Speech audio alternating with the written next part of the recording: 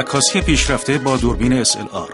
خیلی‌ها میخوان بدونن برای گرفتن عکس‌های عالی چه تجهیزاتی لازمه. این دوربین هاسلبلاد دیجیتال منه. خیلی دوربین عالیه.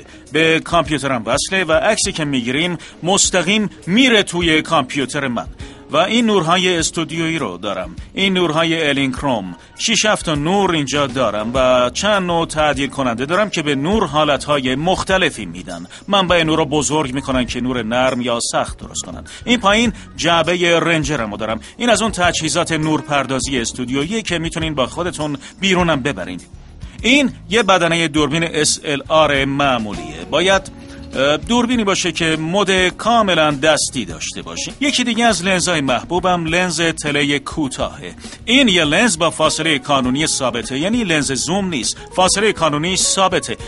لنز بعدی لنز تلفوتوی کوتاه تا تلفوتوه.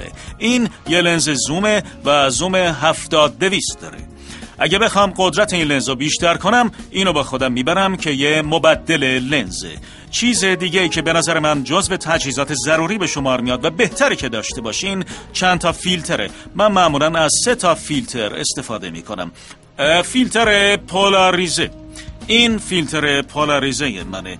این فیلتر تراکم خنثی یا ND یکی دیگه از فیلترهای اصلی مخصوص برای منظر است. عکاسی ماکرو. در عکاسی ماکرو چه از لنز ماکرو استفاده کنین چه از اکستنشن تیوب، فوکوس کردن اهمیت فوق‌العاده زیادی داره.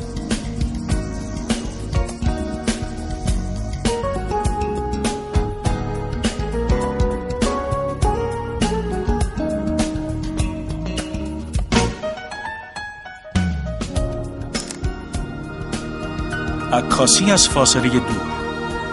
کاری که باید بکنم اینه که یک کابل به دوربین وصل کنم که بتونم خودم در یه فاصله خیلی دورتر بایستم و از راه دور دوربینم رو به کار بندازم و عکسمو بگیرم.